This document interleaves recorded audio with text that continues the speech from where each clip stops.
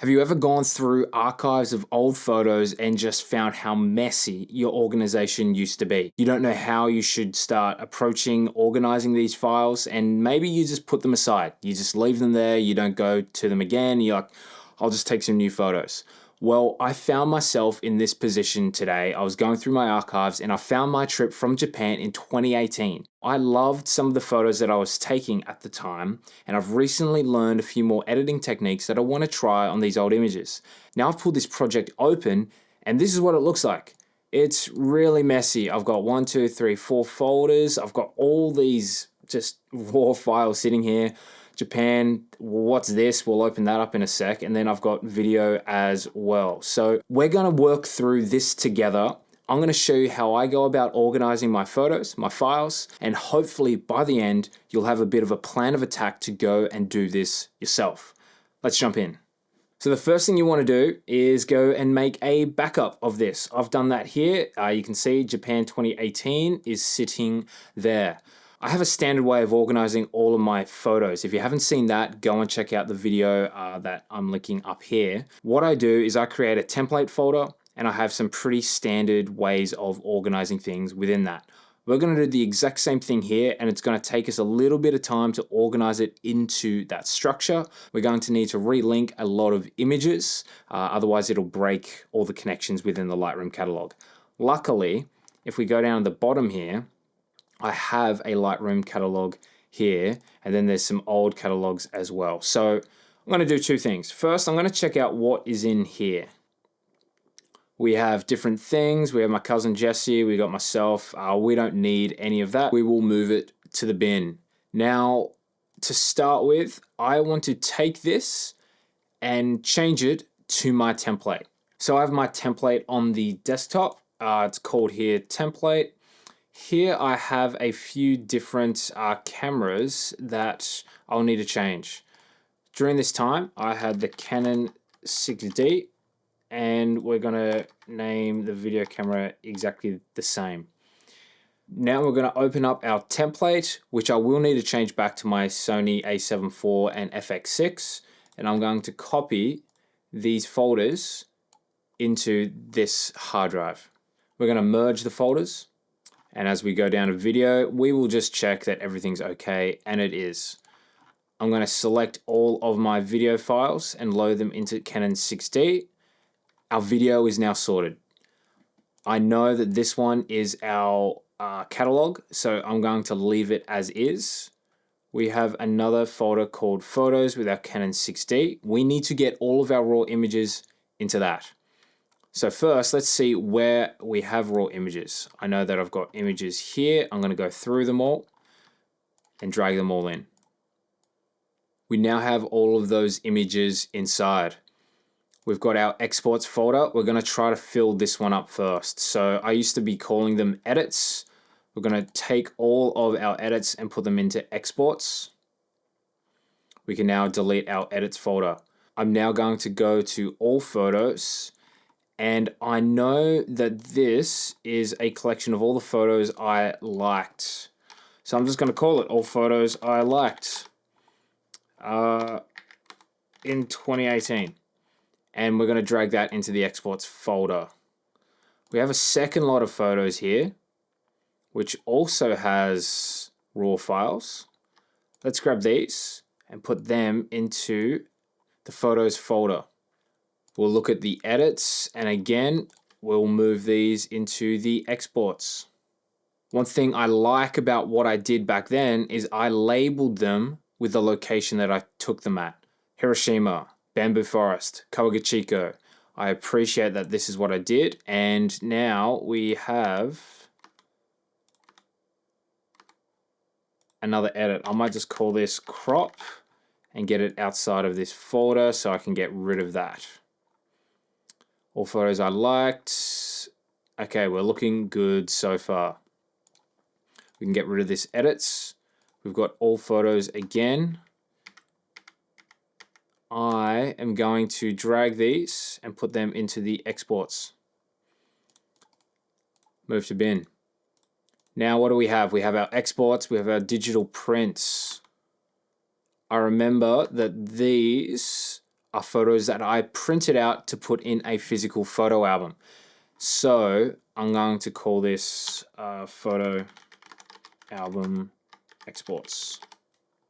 And I'm just going to drop that in here.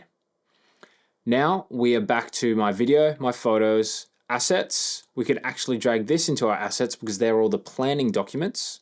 We have our catalog. I talked about housing catalogs within an overarching project and just having it per project, which for me was a trip to Japan. And this has been very helpful because as I copy this whole folder, now all of my photos are taken with it. So if you don't know what I'm talking about, again, check out my last video and that's what I'm talking about there. Now is the fun part. We go into Lightroom and we look at maybe all the broken photos and links everywhere. Classic file could not be found. I'm going to go down to this little icon on the top right. And what photo am I looking for? I'm looking for 9870 edit. And that's the TIFF. 9870 edit. Let's have a look. Edit, select. That has selected quite a number of images. The other icons have disappeared, which is great. Let's just scroll back to see if we can find it again. But it looks as if everything has been relinked. I think that's it.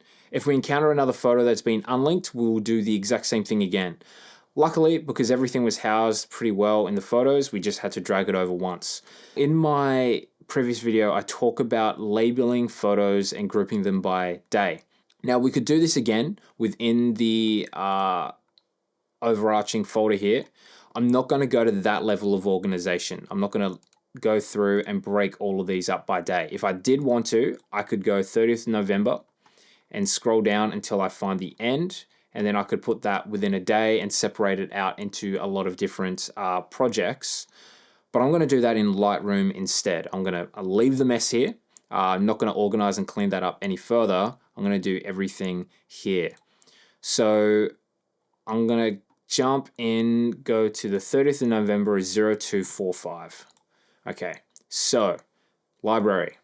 It's a little bit faster to navigate here. Collections. So I was using collections a little bit back then, but not all that much. We're going to create a new collection set, and it's the 30th of November in 2018. So 18, 11, 30. I'm just going to call this arrival. I think this is when we arrived. And create collection. RAWs. I don't have a template set up, so we're doing this now. Flagged and pass. Beautiful. Now we're going to duplicate this collection. And we're going to go back to the Finder, and we had more photos on the 2nd. We had them on the 3rd.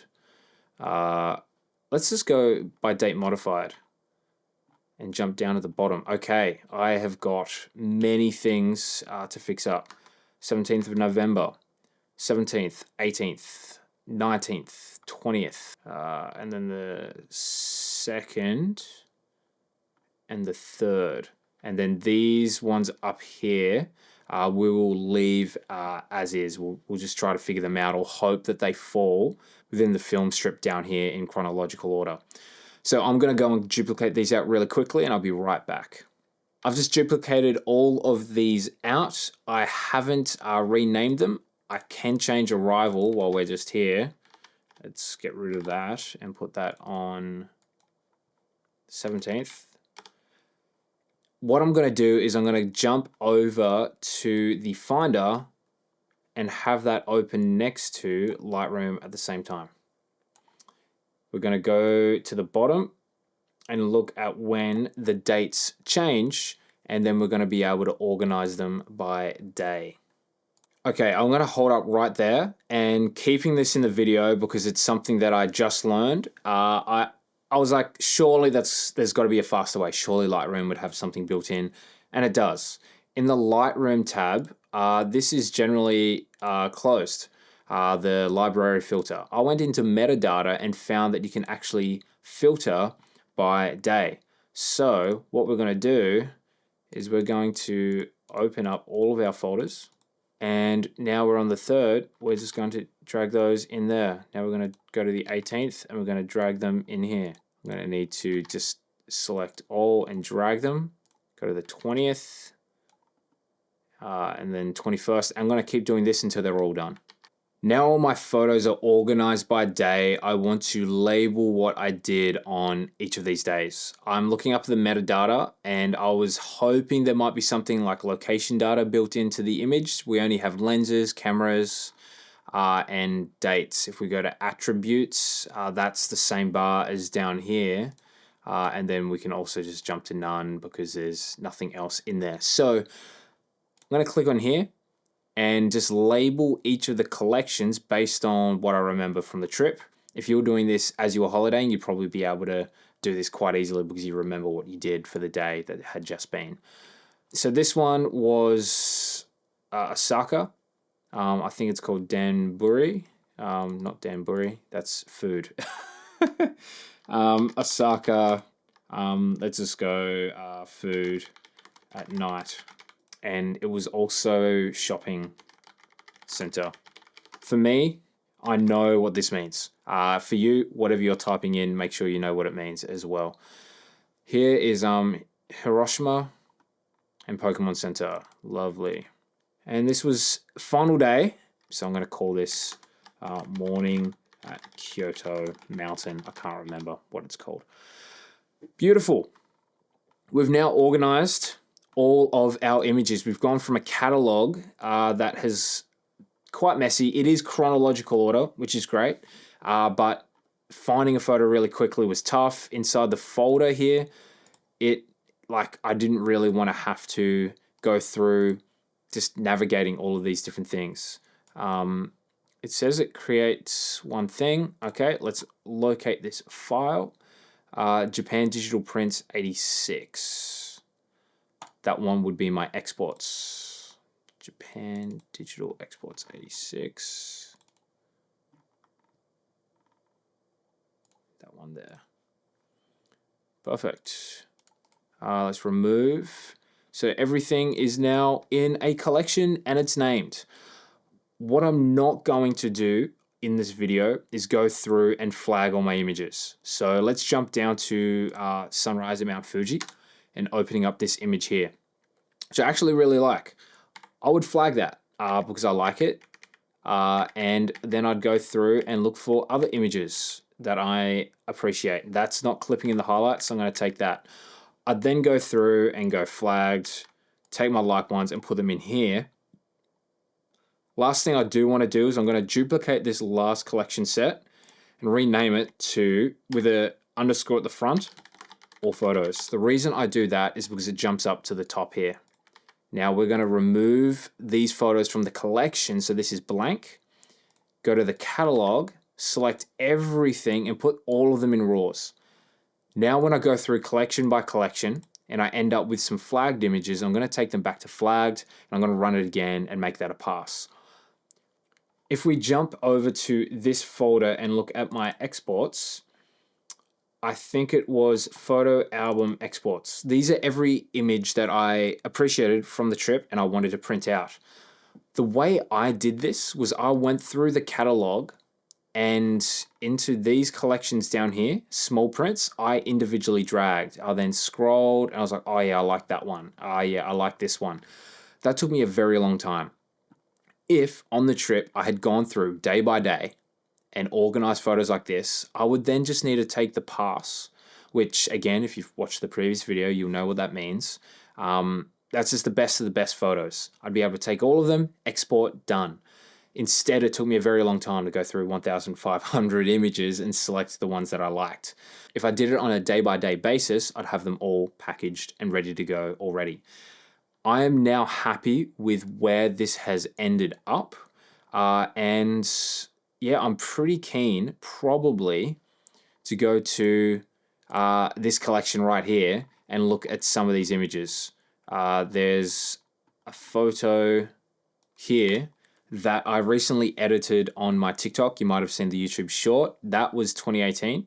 And this is the edit that I've done this year. Probably a little bit underdone in exposure. So we could bring that up. We'll jump to develop. And I've been raising my blacks. If you want to see a video on that and why I choose to do that, leave it in the comments below. But yeah, that was my edit in 2018. Sorry, it's a TIFF image, so that's not going to show me the original. The original is here. So that was the original.